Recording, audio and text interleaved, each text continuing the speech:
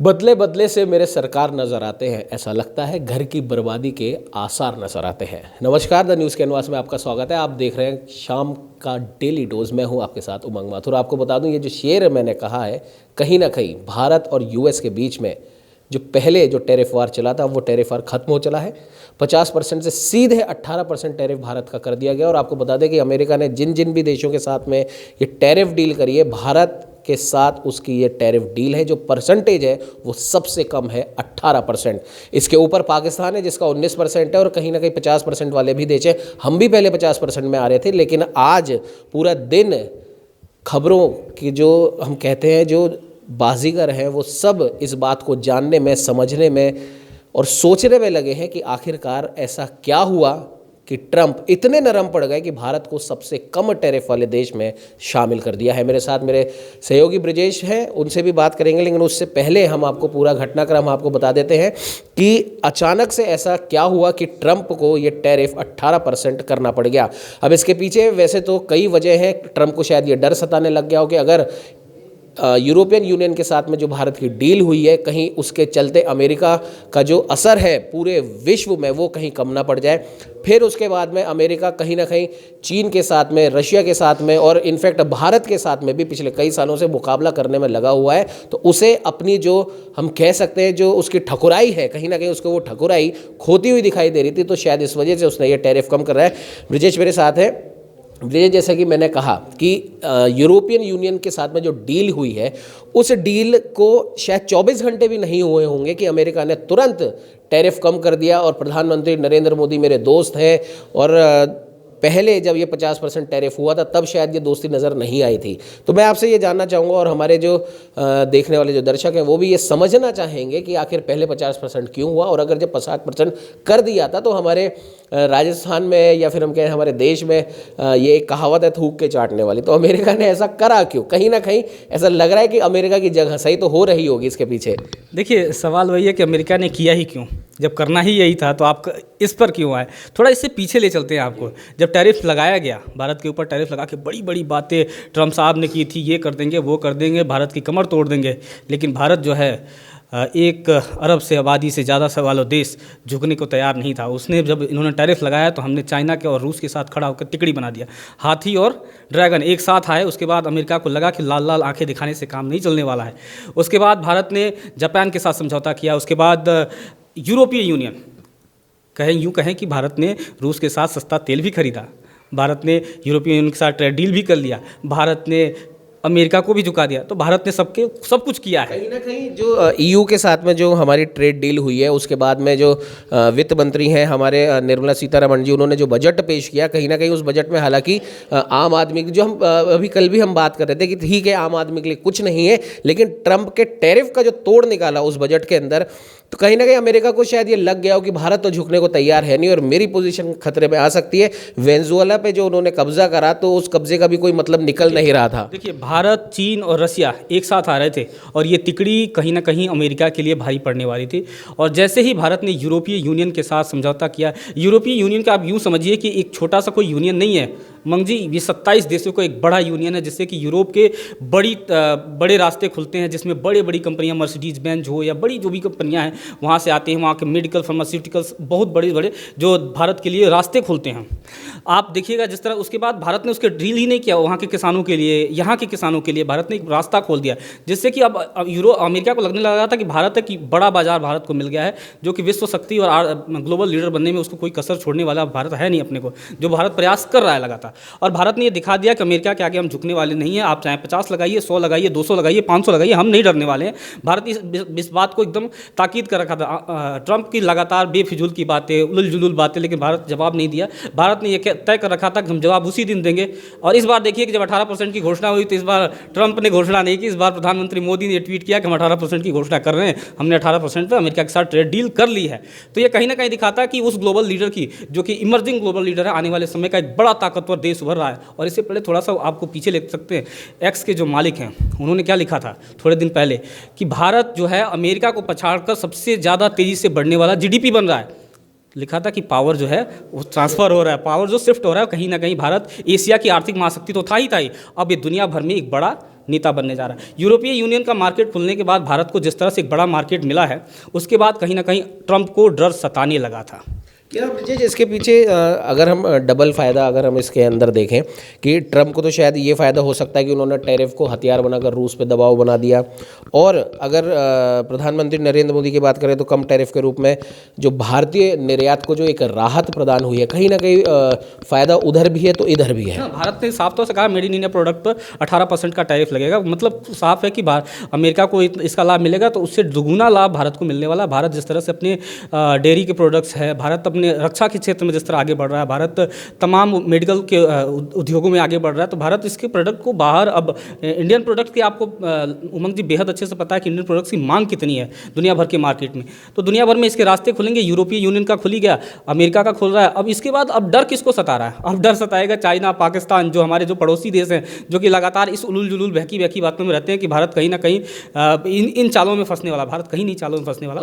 क्या इसके पीछे हम ये भी मान सकते हैं कि ट्रम्प जो पूरे दुनिया का बड़ा भाई जो बनना चाहते हैं, भले ही वो रूस यूक्रेन युद्ध रुकवाने की बात हो या फिर भारत पाकिस्तान और भारत चाइना के साथ जो भी मसले चल रहे थे उन्हें रुकवाने की बात ट्रम्प के द्वारा कही गई, जिसका विपक्ष ने खूब हल्ला मचाया इस बात को लेकर, तो क्या आपको लगता है कि ट्रम्प अपने आप को ग्लोबल डील मेकर के रूप में सिद्ध करना चाहते हैं? ग्लोबल लीडर के तौर पे तो ट्रम्प नहीं देखे जाएंगे। जिस तरह से उन्होंने हरकतें की हैं, चाहे वो ग्रीनलैंड का मुद्दा हो, चाहे वो वेनेजुएला का मुद्दा हो, ग्लोबल लीडर के तौर पर उनको कहीं नहीं देखा जाएगा। ग्लोबल लीडर के तौर पर साफ तौर से दिख रहा है कि भारत ग्लोबल लीडर के तौर पर उभर रहा है आने वाले समय में। क्योंकि आप देखिएगा रसिया और यूक्रेन के युद्ध में आगे से मांग की गई थी कि भारत आए और इसमें हस्तक्षेप करे। हालांकि भारत एक शांति परोक्ष देश है, उसने हमेशा से कहा है कि दोनों आपस में बैठ के सुलझाएं, अगर उसमें ज़रूरत है तो बताइएगा।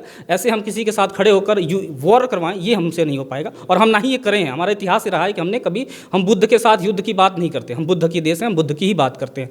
हमने हमेशा ट्रेड डील को इस लेवल पे देखा है कि इसको हमें आगे बढ़ाना है। और भारत की नीति में जो भारत के फायदे की बात रही, भारत ने हमेशा कहा रसिया के साथ तमाम बड़े हमारे आर्थिक से लेकर सैन्य समझौते हैं, हमारे ऐतिहासिक हमारा संबंध है रसिया के साथ। तमाम उनकी घोषणाओं के बाद, ट्रंप की तमाम दबाव के बाद हमने रसिया से अपने संबंध नहीं तोड़े हैं और आगे हमारे संबंध वैसे ही रहेंगे जब से है। रसिया ने साफ तौर से कहा है कि आप कहीं भी इस गलतफहमी मत रहिए कि भारत ने हमसे तेल खरीदना बंद किया है। भारत हमेशा खरीदता है और खरीदता रहेगा और भारत की भी यही नीति है। भारत की तरफ से अभी कोई आधिकारिक घोषणा नहीं की गई है। ट्रंप की ये थोथली बातें हैं। ट्रंप खुद इस समय परेशान हो गए थे कि ईयू के समझौते होने के बाद अब अमेरिका का रास्ता बचता कहाँ है। तो अमेरिका का जब रास्ता नहीं बचेगा तो भारत आखिर हमारे पास आएगा ही क्यों। तो उन्होंने आगे से ही आ गया कि भाई साहब अब हम तो निवेदन है, आ जाओ हमारे साथ। तो वो वाली नीति आ गई थी जी। चलिए, ये आपने ब्रिजेश को सुना और अंदर चलते हैं। हमारे साथ में हमारे को फाउंडर अतुल जी भी मौजूद हैं, उनसे भी हम बात करेंगे। अतुल जी, आज हम आपके पास आ ही गए हैं और क्योंकि मुद्दा इतना बड़ा है, ब्रिजेश से भी बात हुई है।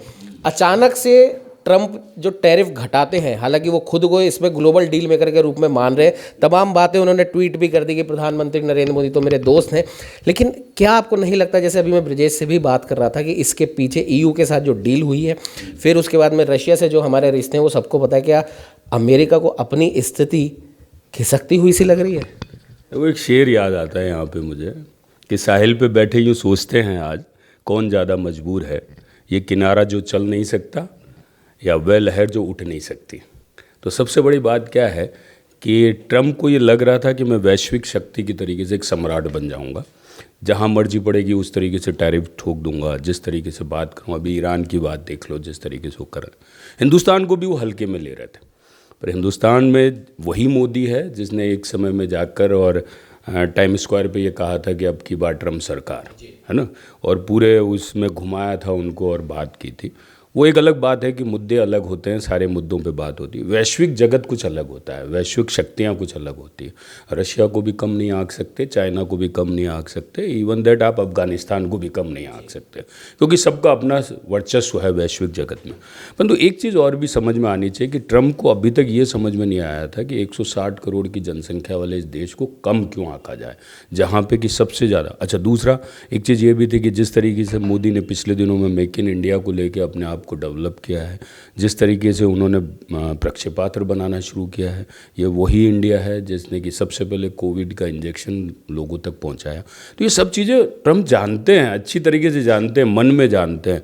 परंतु पिछले शायद कल की बात है कि उन्होंने इंडिया गेट का फोटो डाला है और उसके बाद कि हम इससे बड़ा स्मारक बनाना चाहते हैं। शायद खिसियानी बिल्ली खंबा नोचे वाली स्थितियां हो चुकी हैं और बिल्ली के भाग का छीका भी टूटा कि वो राष्ट्रपति बन चुके। परंतु अब जाके एक चीज़ उनको ये समझ में आ गई है कि हिंदुस्तान के साथ चाहे वो रशिया से बात करे चाहे चाइना से बात करे, एक भनक उनको ये भी लग गई होगी कि हिंदुस्तान और चाइना के बीच के संबंध अब अच्छे होते जा रहे हैं।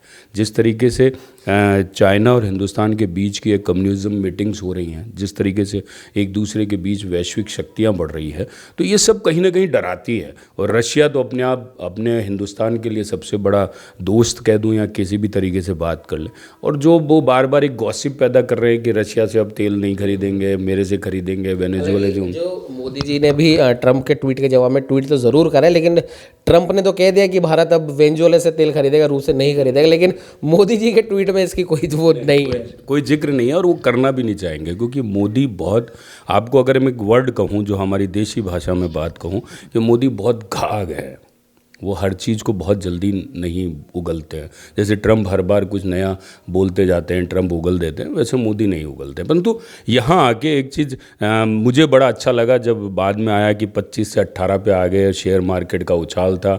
बजट के बाद शेयर मार्केट 3000 पॉइंट टूटता है और इसके बाद 2300 पॉइंट चढ़ता है। तो इन सब को लेकर एक चीज़ यह थी कि हिंदुस्तान बहुत लंबे टाइम से ये सोच रहा था कि किसी तरीके से अमेरिका के साथ हमारी वापस ट्रीटी बैठे या हम कम उस पर आएँ। परंतु ठीक है, कल जिस तरीके से हुआ बेहतर हुआ, परंतु कितना लंबा चलेगा इसके ऊपर भी बात है। क्योंकि हो सकता है कि आज रात को कुछ नया सपना आए ट्रंप को और कल सुबह फिर एक नई बात कह दे। तो ये तो अनगिनत मामले हैं। परंतु ट्रंप के बारे में एक चीज़ ये कहनी पड़ेगी कि वो स्टेबिलिटी के दौर में नहीं है, और स्टेबिलिटी के दौर में जब उनको ये लगता है कहीं ना कहीं कि अब मुझे कौन से देश के ऊपर क्या बात करनी है, डर तो है।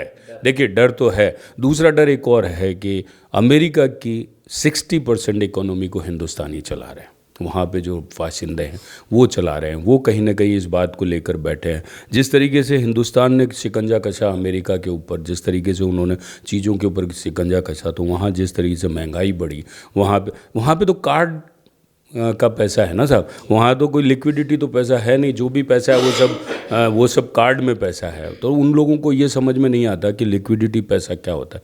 हिंदुस्तान इसलिए जीता रहा है हरदम क्योंकि यहाँ पे एक लिक्विडिटी का पैसा है, लोगों को एक संचित दायरे में रहना आता है, यहाँ तरीके से रहना आता है। अमेरिकन्स तो आता है, खर्च करते हैं, अपने तरीके से जीने की कोशिश करते हैं। डॉलर और हिंदुस्तान के बीच की जो रुपये के पैसे के बीच की जो बात चल रही है, शायद ये भी एक कवायद होगी। और क्यों चाहते हैं ट्रंप, क्यों चाहते हैं कि जो डॉलर है वो डॉलर 80 रुपये से गिर के 40 रुपये तक आ जाए। शायद हो सकता है कि जो वैश्विक जगत में वापस अपने आप को वो जो पैसा चुकाना है उसकी वैल्यू को लेकर कम करना चाहते होंगे, ताकि उन्हें कम पैसा देना पड़े। क्योंकि अमेरिका अभी आर्थिक स्थिति से ज़बरदस्त जूझ रहा है, जैसे एक समय में यूके जूझ रहा था, आज अमेरिका जूझ रहा है। कुल मिला के हम ये बात कह सकते हैं कि ट्रंप का अचानक टैरिफ घटाने के पीछे का जो फैसला है, कहीं ना कहीं जैसे ब्रजेश ने भी कहा, अभी अतुल जी ने भी कहा कि भारत की जो बढ़ती ताकत है, भले वो आर्थिक तौर पर हो, सैन्य तौर पर हो, या फिर जो हमारे देश के जो युवा हैं उनके उसमें अगर हम देखें। दूसरा, यूरोपियन यूनियन के साथ में भारत की जो डील हुई है और अमेरिकी घरेलू राजनीति, तीनों चीज़ों को मिला के हम देख सकते हैं कि ट्रंप को मजबूर होना पड़ा भारत का टैरिफ घटाने के लिए। क्योंकि कहीं ना कहीं जब मैंने जिक्र भी करा था कि वित्त मंत्री निर्मला सीतारमण ने जो बजट पेश किया, हम बार बार इसको कह रहे हैं, ठीक है आम आदमी के लिए बजट नहीं था, लेकिन कहीं ना कहीं ट्रंप के टैरिफ का जो ज़बरदस्त तोड़ इस बजट में निकाला गया, उससे भी ट्रंप को कहीं ना कहीं ये चिंता सताने लगे कि भारत के ऊपर तो इस बढ़े हुए टैरिफ का जब असर कुछ हो ही नहीं रहा है, तो मैं मेरे संबंध क्यों ख़राब करूं। और जैसे कि अतुल जी ने भी कहा कि अभी अमेरिका है वो भयंकर वो फाइनेंशियल क्राइसिस से गुजर रहा है, ऐसे में अमेरिका अपना और ज़्यादा नुकसान शायद नहीं देखना चाहता। और इसीलिए फिर से ट्रंप को अपना वो दोस्त याद आया जब चुनावों में मोदी ने कहा था अब की बार ट्रंप सरकार, और ट्रंप को वही पुराना दोस्ताना याद आ गया और उसने टैरिफ घटाकर एक कदम आगे बढ़ाया है। और जैसा कि अतुल जी ने कहा कि ट्रंप के ऊपर विश्वास तो नहीं किया जा सकता, लेकिन ठीक है, फौरी राहत है, ये राहत ज़रूरी भी थी। बने रहिए हमारे साथ, दीजिए अभी के लिए मुझे इजाज़त, फिर मिलेंगे कल किन्हीं और मुद्दों के साथ जो ज़रूरी है आपके लिए भी और हमारे लिए भी। नमस्कार।